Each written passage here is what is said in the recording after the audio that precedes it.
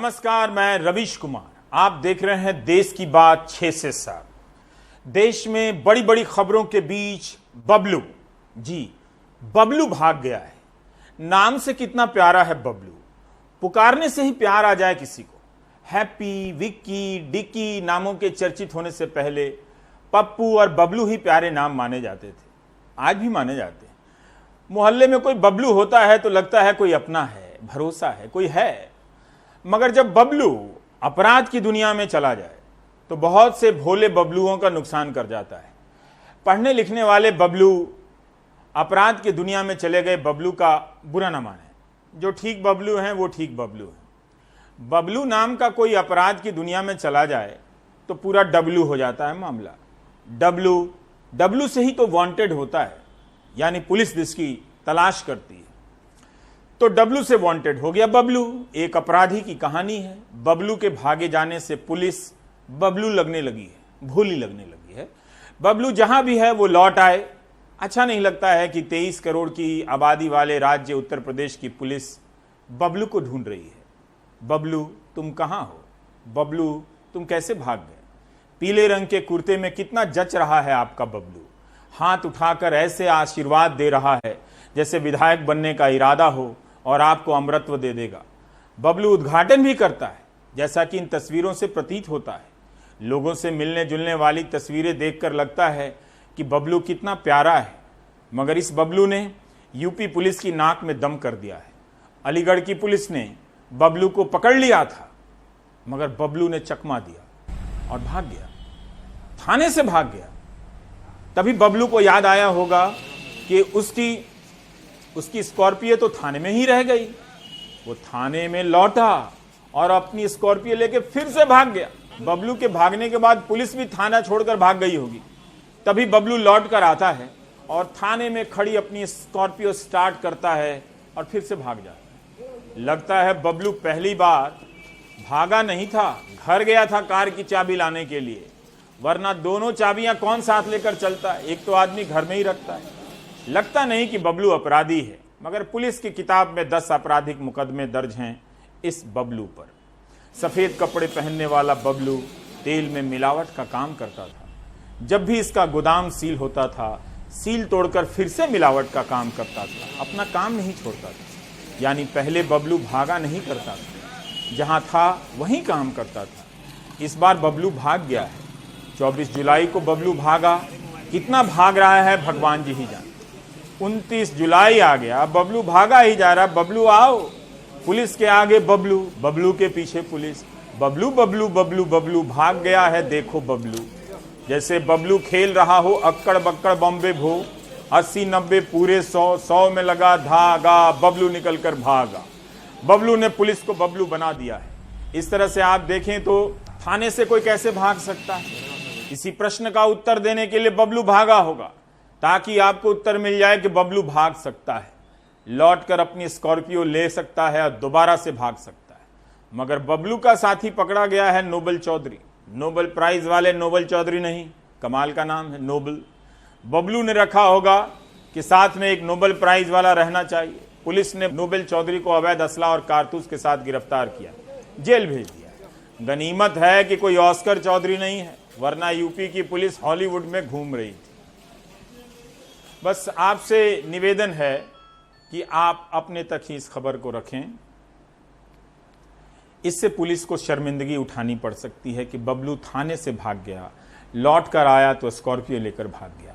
ये विकास दुबे से भी खतरनाक लगता है बबलू।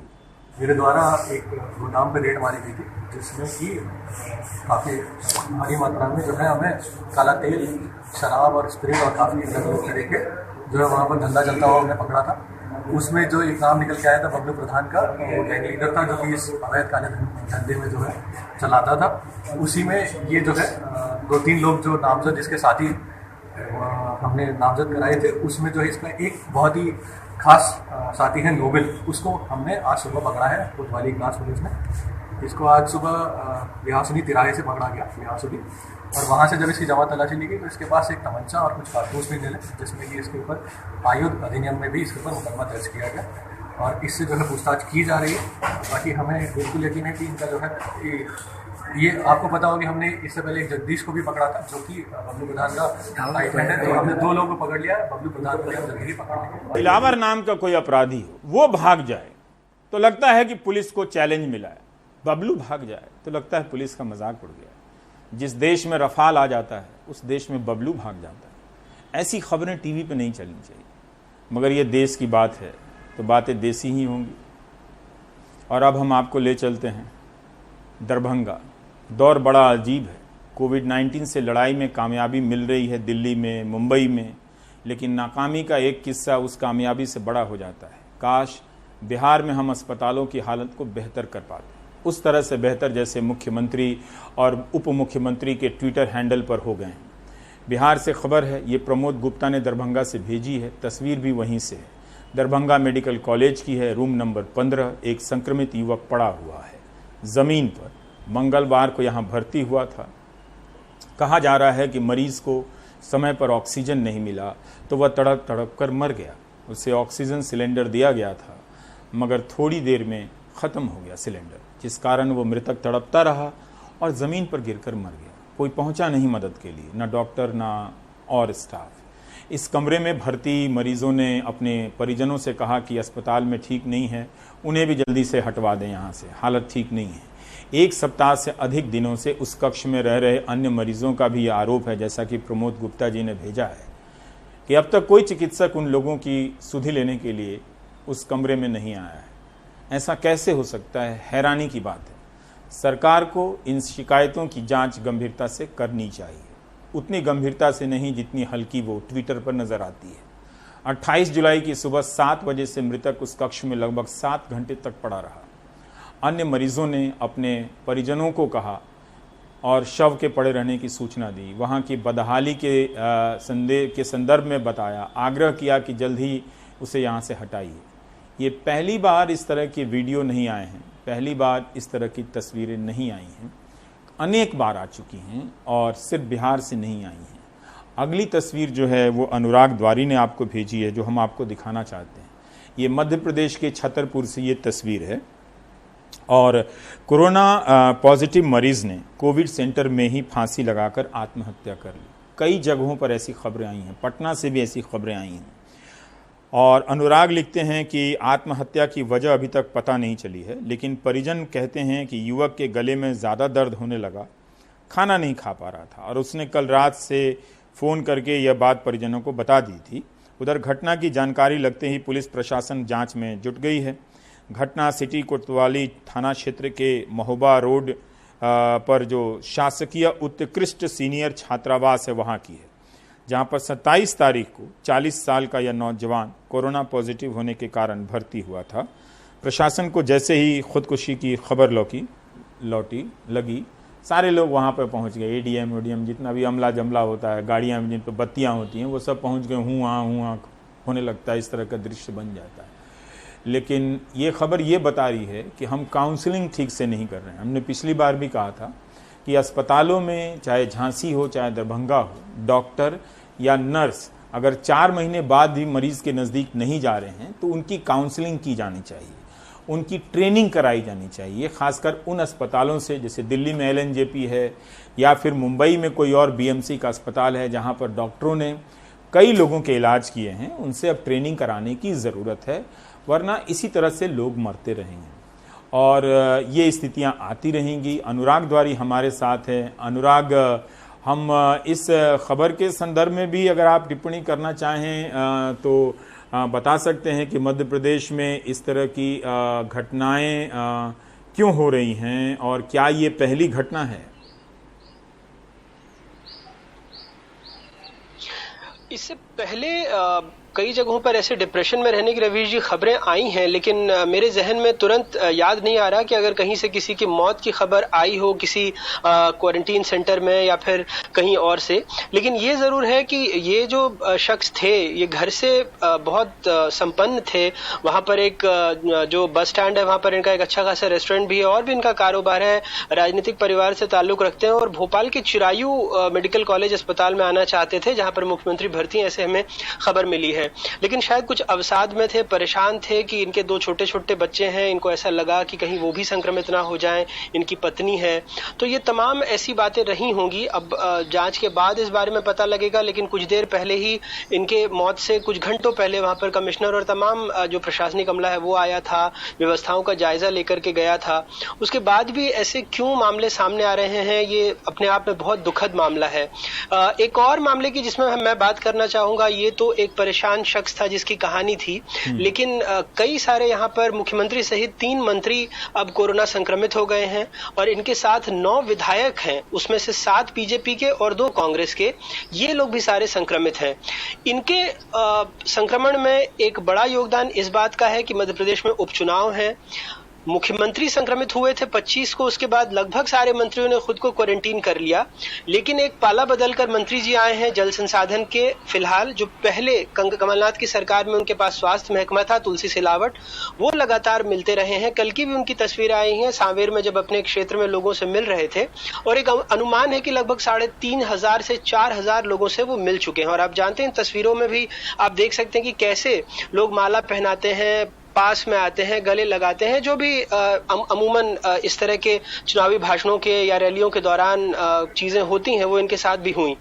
अब ये दिलचस्प है क्योंकि मध्य प्रदेश में एक उज्जैन जिला है जहां पर प्रशासन ने कहा है कि आप अगर बगैर मास्क के घर से बाहर निकले हैं तो अस्थायी जेल जाना पड़ सकता है, कई जगहों पर जुर्माने का प्रावधान है। तो ये कौन से प्रावधान है कि जब हमारे मंत्री जिन पर जिम्मा है, जो ऐसे कानून बना रहे हैं, वो जाते हैं, हजारों की भीड़ लेकर के जाते हैं, इनके ऊपर एक भी मामला दर्ज नहीं होता, ये संक्रमित होते हैं, तो जाहिर सी बात है कि इस चेन में हो सकता है कि कुछ और लोग संक्रमित हुए हों। ये फर्स्ट कांटेक्ट है या नहीं, ये हम नहीं कह सकते, ये तो जांच के बाद पता लगेगा। लेकिन इनके ऊपर कोई मामला दर्ज हो ऐसी बात, क्योंकि मुख्यमंत्री खुद भी आगर मालवा और कई जगहों पर चुनावी रैलियों में गए हैं, बीजेपी ने बड़ी बड़ी वर्चुअल रैलियां की हैं, तो कहीं ना कहीं इन बातों को भी देखना होगा कि जो खुद नियम कायदे कानून बना रहे हैं वो नियम कायदे कानून तोड़ रहे हैं। अब इसकी कोई आड़ तो हो नहीं सकती। और अनुराग, आपको याद होगा कि प्रधानमंत्री ने भी राष्ट्र के नाम अपने संबोधन में कहा था कि कोई कितना भी बड़ा हो, प्रधानमंत्री को भी इजाज़त नहीं है कि कोरोना से बचने के जो नियम तय किए गए हैं उसे तोड़ने की। लेकिन यहाँ लोग मज़े से तोड़े जा रहे हैं और ज़्यादातर जनप्रतिनिधि हैं। आम लोगों के खिलाफ मैं ये खबर देख रहा था कि अहमदाबाद से ये खबर कुछ पुरानी हो गई, 2-3 हफ्ते की, कि पान वालों के यहाँ ये नियम है कि अगर कोई खाकर थूक रहा है तो पान वाला बंद कर दिया जाएगा दुकान उसकी, और उस पर 10,000 रुपये का जुर्माना होगा। ये अहमदाबाद मिरर में ये खबर छपी थी। इसमें कई दर्जन पान के जो की गुमटियाँ होती हैं वो तक बंद कर दी गई थी। और मास्क नहीं पहनने के कारण जो अहमदाबाद निगम है, नगर म्यूनिसिपैलिटी है, और जो पुलिस है, दोनों ने अलग अलग काफ़ी बड़ी संख्या में कई लाख रुपए, मुझे ध्यान से सही आंकड़ा याद नहीं आ रहा है, कि वो लोगों से वसूली की थी। अगर इन राजनीतिक लोगों से भी वसूली होती या इस तरह की कड़ाई होती तो आज ये स्थिति नहीं आती। बहुत बहुत शुक्रिया अनुराग ये जानकारी देने के लिए। दुखद पहलू यही है कि हमें लगता है अपनी तरफ से कि हेल्थ वर्कर को नियम से सैलरी दी जानी चाहिए, इससे उनका उत्साह बढ़ेगा जो नहीं मिल रही है अभी भी। और दूसरा, उनकी काउंसलिंग, मरीजों की काउंसलिंग भी कराने की ज़रूरत है कि ज़रा सी तबीयत ख़राब होने पर वो ये ना सोचें कि सब कुछ ख़त्म होने जा रहा है। ये बहुत ज़रूरी काम है, ये पहले ही हफ्ते में करना चाहिए था, लेकिन हम थाली बजाने में बिज़ी हो गए थे। पर तब बिज़ी हो गए थे, अब तो थाली नहीं बजा रहे हैं, तो कम से कम अब हमें इन सब चीज़ों को ज़्यादा, अगर देर से भी कर रहे हैं तो ठीक से करना चाहिए। इस बीच मीडिया का प्यारा, देश का प्यारा रफाल आ गया।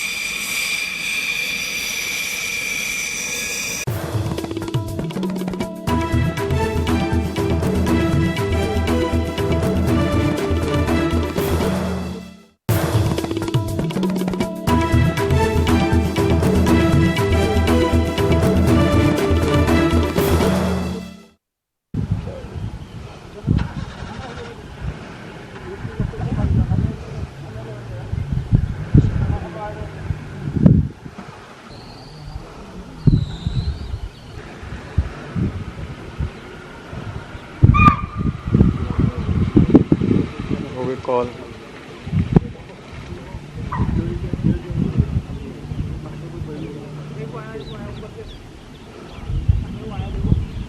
आप देख रहे हैं देश की बात 6 से 7 और ये खबर बहुत ज़रूरी है।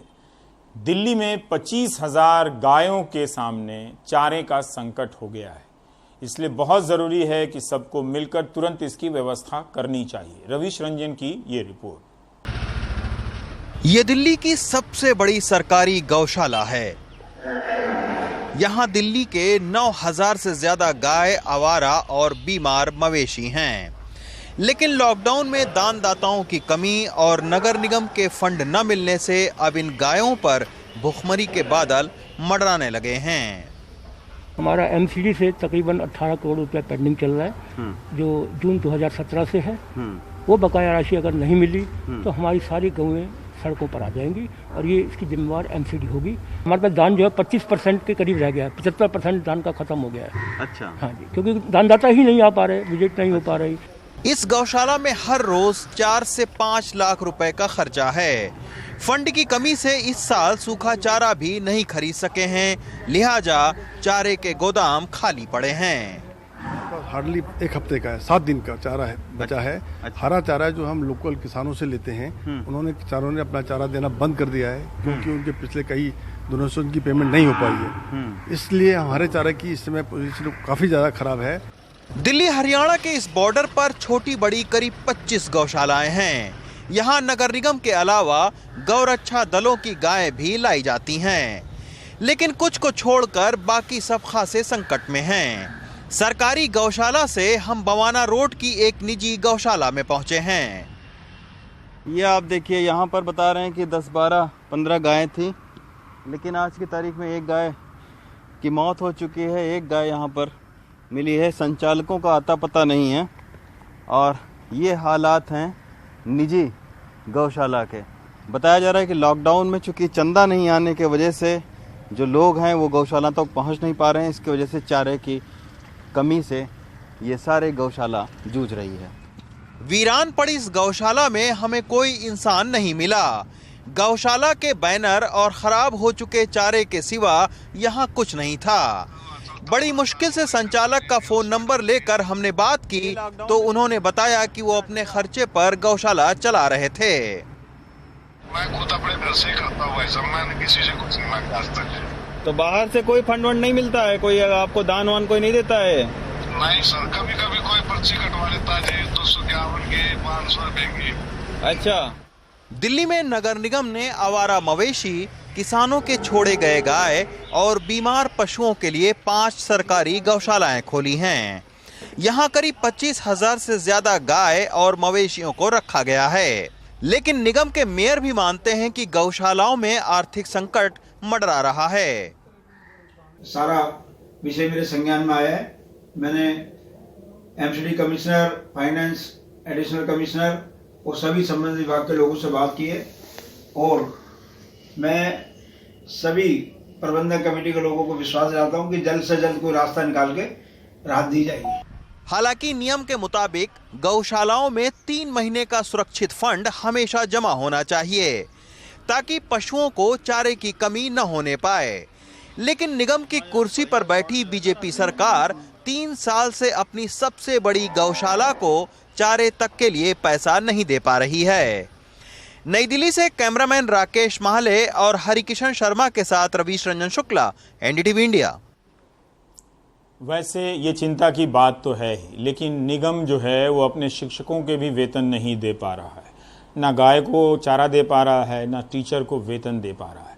जब ऐतिहासिक तालाबंदी हुई थी, जिसकी कामयाबी की चर्चा पूरी दुनिया में हुई थी और उस कामयाबी के कारण भारत में कोरोना के संक्रमित मरीजों की संख्या 15 लाख भी हुई, उसकी वजह से आगे बढ़कर उस तालाबंदी के दौर में लोगों ने ये गौर नहीं किया कि मवेशियों के साथ, पालतू पशुओं के साथ, जानवरों के साथ, कुत्तों के साथ, चिड़ियों के साथ बहुत ज़्यादती हुई। क्योंकि बाज़ार जब खुलता है, चलता है, तो फल सब्जियां गिरी रहती हैं या वो लोग भी सावधानी से रख देते हैं, तो इससे शहरी गायों का कम से कम कल्याण हो जाता था, कुछ खाने को मिल जाता था। सड़कें सूख गईं, उन्हें कई दिनों तक गायें इस तरह से भटकी भटकी मिली हैं। रवीश हमारे साथ हैं। कुछ लोग ज़रूर कुत्तों को, गायों को अपनी गाड़ियों से केला, फल वगैरह ले आकर खिलाया करते थे। ऐसे सामान्य दिनों में भारत के कई शहरों में लोग चंदा भी देते हैं। एक ठेला गाड़ी भी घूमती है गौदान को लेकर, जिसमें लोग कुछ सब्जियां वगैरह देते हैं, पैसा भी दान देते हैं। तो ये थी एक सिस्टम बना हुआ है जिसके वजह से गौशाला का एक सिस्टम चलता रहता है। रवीश, पहले तो हम यही जानना चाहते हैं कि ये आर्थिक संकट क्यों आया। आप पूछ रहे थे कि क्या लोग दान वगैरह नहीं दे रहे हैं, क्या इसका संबंध इस बात से है कि लोगों के पास अब अतिरिक्त आमदनी नहीं है, अतिरिक्त थोड़ा सा भी पैसा नहीं है कि वो गायों के लिए दान दे सकें और पुण्य की प्राप्ति कर सकें? जी बिल्कुल रवीश जी, क्योंकि आज कई सारे गौशाला के संचालकों से हमारी बात हुई। संचालकों का कहना है जो ये दिल्ली की सबसे बड़ी गौशाला है, यहाँ पर जो दान का पैसा है वो हर महीने तकरीबन 4 से 5 लाख रुपया आता था, जिससे जो है वो दान के पैसे से ये लोग गाय के लिए चारे की व्यवस्था करते थे।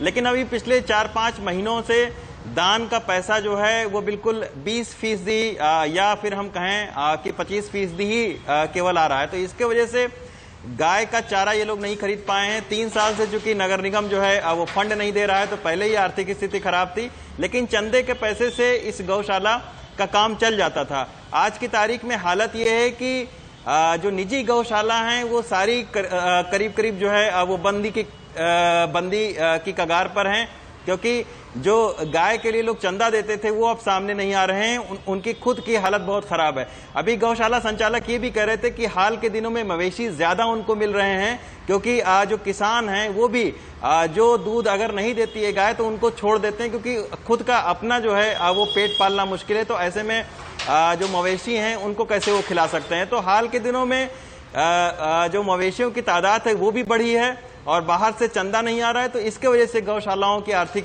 स्थिति बहुत खराब हो गई है।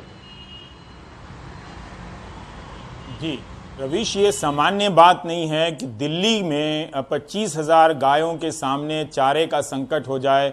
हम दूसरे शहरों का नहीं जानते हैं, और आपकी बात मैं सुन रहा था तो अकल्पनीय, अविश्वसनीय प्रतीत हो रही थी मेरे कानों को कि निगम ने 3 साल से गौशालाओं को पैसे नहीं दिए। जिस देश में गायों के नाम पर इतनी सख्त राजनीति हो जाती है, उस देश की राजधानी दिल्ली में निगम ने ऐसा दुस्साहस कैसे किया कि गौशालाओं को 3 साल तक से पैसा नहीं दिया? क्या इसके लिए कोई राष्ट्रीय स्तर पर फंड की व्यवस्था नहीं की जानी चाहिए, ताकि गायों को एक पल क्या, एक शाम क्या, एक घड़ी भी बगैर चारे के नहीं रहना चाहिए? इतनी गंभीरता नहीं है यहाँ के नेताओं में रवीश? जी बिल्कुल रवीश जी, क्योंकि ये नियम भी है और बाकायदा जो है वो काऊ जो प्रोटेक्शन पैनल है उसने इस बात की व्यवस्था भी कर रखी है। 2001 में ही जो है वो कानून बना है कि 3 महीने की जो रकम है जो चारे की वो एडवांस रखी जाएगी, गौशाला को एडवांस में दी जाएगी। लेकिन उस कानून पर अमल नहीं हो रहा है। तो यही वजह है कि पिछले 3 साल से, अब आप सोचिए कि इस साल भी जो है वो नगर निगम ने 30 करोड़ रुपया गौशालाओं के लिए रखा हुआ है, लेकिन एक भी पैसा गौशालाओं को नहीं दिया गया है। जबकि यहाँ पर 5 गौशालाएं हैं सरकारी, एक जो गौशाला है वो आर्थिक तंगी की वजह से बंद हो चुकी है। अभी 4 गौशालाएं हैं, तो उनमें भी केवल एक जो है वो गौशाला को दिसंबर तक का पैसा मिला है, बाकी 3 गौशालाओं को एक भी पैसा नहीं मिला है। इसके वजह से काफी सारे संकट में हैं और इन गौशालाओं में लगातार जो है जो सड़क पर आवारा जो मवेशी होते हैं उनको यहाँ पर पहुंचाया जाता है और लगातार यहाँ पर गायें आ रही हैं। लेकिन अगर यही हालत रहेगी तो आने वाले 5-7 दिनों में, क्योंकि जो सबसे बड़ी गौशाला है उनका ये कहना है कि उनके पास 5 से 7 दिन का केवल चारा गाय के लिए बचा हुआ है। अगर वो चारा भी खत्म हो जाता है तो मजबूरन उन्हें दिल्ली की सड़कों पर इन गायों को छोड़ना पड़ेगा। जी बहुत बहुत शुक्रिया रवीश, इस बेहद राष्ट्रीय महत्व की रिपोर्ट के लिए। मैं बहुत ही दुखी हूं ये सुनकर कि 30 करोड़ रुपए निगम के पास हैं, लेकिन निगम ने पैसा नहीं दिया, जबकि 3 महीने का एडवांस चारे का देने का कानून है। उस कानून पर भी अमल करने का ये दुस्साहस इन लोगों के पास कैसे आया, जबकि मामला गाय का है और दिल्ली शहर में गायों को इसकी वजह से पैसा होते हुए भी चारे के लिए तरसना पड़े। ये राष्ट्रीय शर्म की बात है। मुझे लगता है आपकी ये स्टोरी रफाल से भी बड़ी स्टोरी है कि यहाँ पर 25,000 गायों के सामने इस प्रकार का संकट आया है। पैसा नहीं है, लेकिन जब निगम के पास पैसा है तो उसे जारी करना चाहिए था, उसका इंतजाम करना चाहिए था। एक खबर और है जो हम सबको चिंता में डालती है। मृत्यु की अपनी एक गरिमा होनी चाहिए, लेकिन इस कोविड के दौर में आपने कितनी तस्वीरें देखी कि लोग वीडियो बनाए और उसके बाद मर गए, या फिर लोग गिरकर मर गए हैं, उनकी तस्वीरें वायरल होती चली जा रही हैं। कटिहार से एक ऐसी ही दुखद तस्वीर आई है। पति और पत्नी दोनों को कोरोना होता है, पति की मौत हो जाती है, लेकिन पत्नी ने पति का शव लेने से इनकार कर दिया। वो मना कर दी। प्रशासन परेशानी में पड़ गया कि अब इस शव का क्या करें। एम्बुलेंस में ही शव को लेकर काफ़ी देर तक इंतज़ार करता रहा। मैं फिर कहता हूं कि इस महामारी पर ज़्यादा बात करने की ज़रूरत है। यहाँ पति और पत्नी के को लेकर पुराण गढ़ने की कोई ज़रूरत नहीं है कि पत्नी शायद वैसी होगी। ये बहुत स्वाभाविक है कि इस वक्त महामारी को लेकर लोगों के मनों में कई तरह की दुर्भावनाएं फैल जाएं। डॉक्टर में दुर्भावना फैल जा रही है, नर्सिंग स्टाफ में, मरीज में। तो उस पत्नी को क्या मालूम है कि इस बीमारी के बारे में क्या क्या गाइडलाइन है, क्या क्या करना है। तो ये बहुत ज़रूरी है। जो काम हमें करना चाहिए वो काम हम नहीं कर रहे हैं। यही वजह है कि मृत्यु के बाद अगर पार्थिव शरीर को गरिमा जो मिलनी चाहिए वो नहीं मिल पा रही है, और इससे विश्वगुरु बन चुके भारत की तस्वीर दुनिया में, चूंकि ये कार्यक्रम दुनिया के कई देशों में देखा जाता है, अच्छी नहीं जाती है।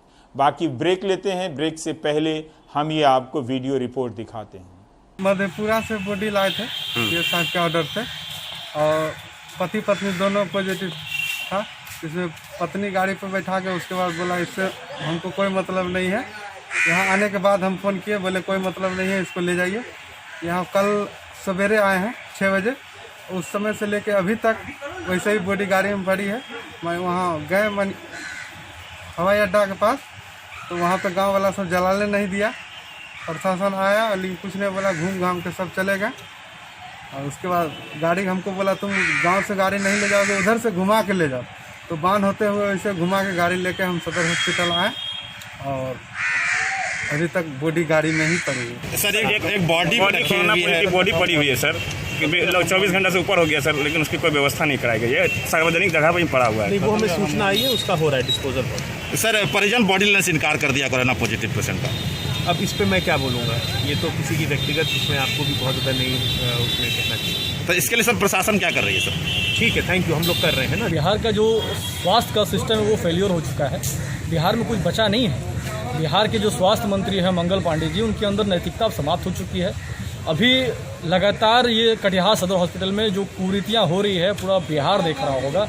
अब सोच लीजिए आप 24 घंटे से कोरोना पॉजिटिव एम्बुलेंस में पड़ा हुआ है, जबकि उसकी महामारी कहाँ तक फैली होगी। आप डेथ हो गया ना, सोच लीजिए डेथ भी हो गया वो पेशेंट, मगर उसको डिस्पोज नहीं किया गया। 24 घंटे से ज़्यादा वो पेशेंट यहाँ सदर में है।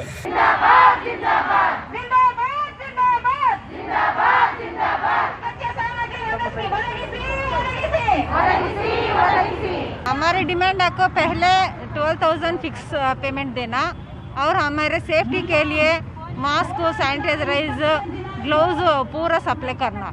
हमें खाली 2 डिमांड्स पूछ रहे हैं। 20 डेज से स्ट्राइक कर रहे हैं, बट गवर्नमेंट को हमारी आवाज़ नहीं सुना आ रही है। क्यों हमें नहीं मालूम हो रही है। कितनी हमारी बहनी है इधर, पूरे ज़्यादा तकलीफ हो रहा है घर में। हमें खाली 12,000 पूछ रहे हैं। टाइम से अच्छे से सैलरी नहीं आ रही है, आए तो भी कम आ रही है। हमें महीना पूरा एफर्ट डाल को क्या फ़ायदा है, क्या भी फ़ायदा नहीं है। इसलिए खाली 12,000 पेमेंट पूछ रहे हैं हमें।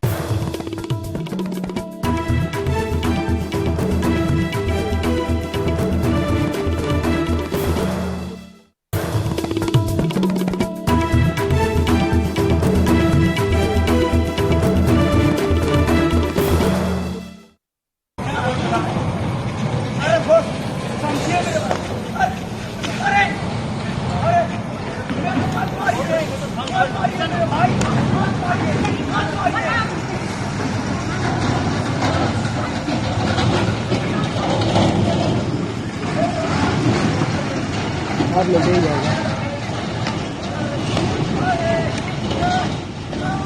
अब दोबारा पैसा नहीं है।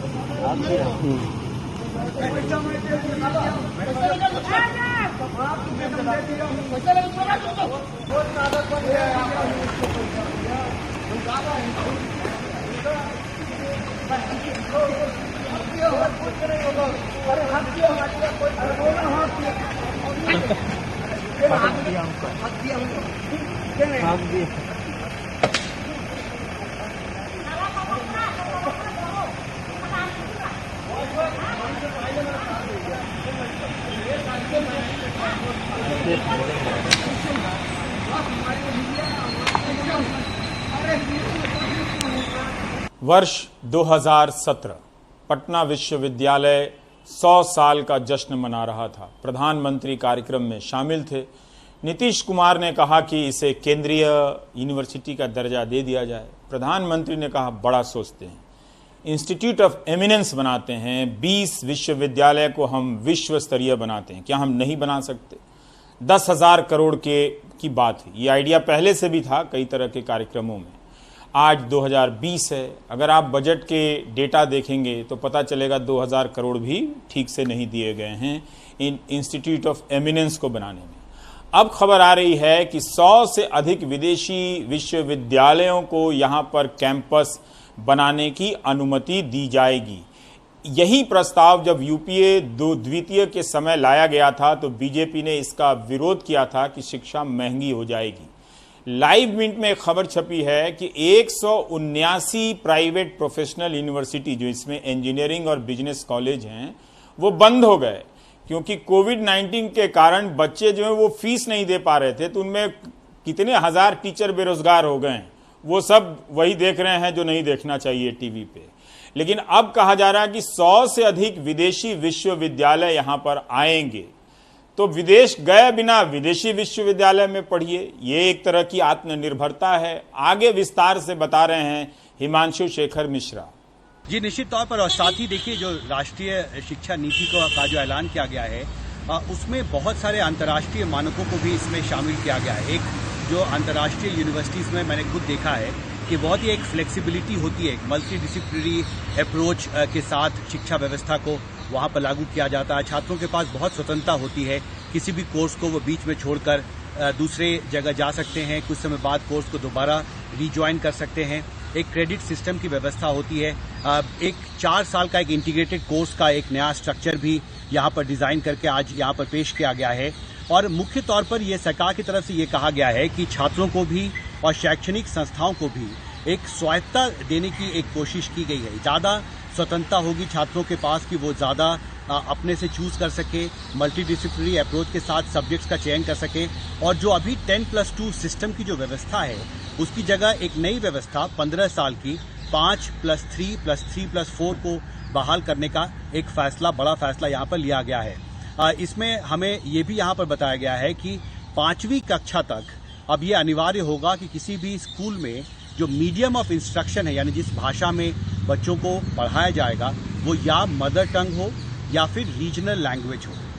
इस पर जब हमने खुद अमित खरे से ये सवाल पूछा तो उन्होंने ये कहा कि इस बारे में उदाहरण के लिए अगर तेलंगाना में कोई छात्र पढ़ता है और उसकी भाषा उर्दू है अगर, तो स्कूल को ये व्यवस्था करनी होगी कि वो उर्दू में ही उसी भाषा में उनको इंस्ट्रक्शन दें और उन्हें पढ़ाने की एक कोशिश की जाए। बहुत स्तर पे ये बदलाव करने की कोशिश की गई है। एक का जिक्र आपने किया, लेकिन मुझे लगता है कि प्रशासनिक तौर पर एक बड़ी कोशिश सरकार की तरफ से की जा रही है कि चाहे वो मीडियम ऑफ इंस्ट्रक्शन हो, भाषा हो जिसमें बच्चों को पढ़ाया जाता है, या उनके कोर्स करिकुलम को डिज़ाइन करने की बात हो, या फिर कौन सी कक्षा में छात्र किन किन विषयों को पढ़ सकते हैं उसमें स्वतंत्रता देने की बात हो, या फिर नए स्किल सिखाने की बात हो।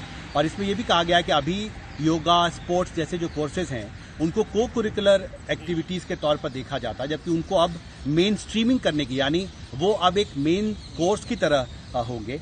अंग्रेजी के बारे में ये कहा गया कि वो एज ए सब्जेक्ट स्टूडेंट्स के पास अवेलेबल होगा, लेकिन अगर छात्र चाहते हैं कि मदर टंग में या क्षेत्रीय भाषा में उन्हें पढ़ाया जाए तो ये स्वतंत्रता भी होगी और स्कूलों को ये व्यवस्था भी करनी होगी। तो कई स्तर पर बदलाव करने की कोशिश की गई है इस शिक्षा नीति में।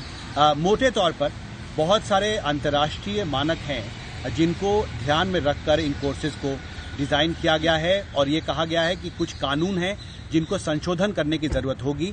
और जो बड़ी राजनीतिक बहस है इस नई राष्ट्रीय शिक्षा नीति पर, वो संसद में तब शुरू होगी जब सरकार हायर एजुकेशन इंस्टीट्यूट बिल और ऐसे जो कुछ अहम विधेयक हैं उनके मसौदे को तैयार करेगी। फिलहाल आज कोई ज़्यादा सवाल सरकार ने या मंत्रियों ने नहीं लिया, आज हमें सिर्फ नीति के प्रारूप को दिखाया गया। जी बहुत बहुत शुक्रिया हिमांशु, प्राथमिक स्तर की प्राथमिक जानकारी देने के लिए। आपने स्वायत्तता का प्रश्न उठाया, बहुत ही ज़रूरी प्रश्न है। अभी आप देखिए कि जब ट्रंप ने विदेशी छात्रों के खिलाफ एक फैसला लिया कि उन्हें वापस जाना होगा, तो हार्वर्ड ने राष्ट्रपति के फैसले के खिलाफ ही केस फाइल कर दिया। क्या इस तरह की स्वायत्तता हमारे यहाँ विश्वविद्यालयों को मिल सकती है, या इस तरह की स्वायत्तता मिलेगी कि जेएनयू के साबरमती हॉस्टल में अच्छे चरित्र वाले नागरिक हथियार या उपकरण लेकर महिलाओं पर मारते हैं, पीटते हैं और 7 महीने बीत जाने के बाद भी उनका पता नहीं चलता है? यह भी एक तरीका है उच्च गुणवत्ता वाली स्वायत्तता को लागू करने का। क्या इस तरह के जो अतीत के पिछले 6 साल के उदाहरण रहे हैं, उनके संदर्भ में आप विश्व स्तरीय स्वायत्तता के मानकों की उम्मीद कर सकते हैं? करनी चाहिए। सकारात्मक हमेशा ही रहना चाहिए, ब्रेक भी लेना चाहिए।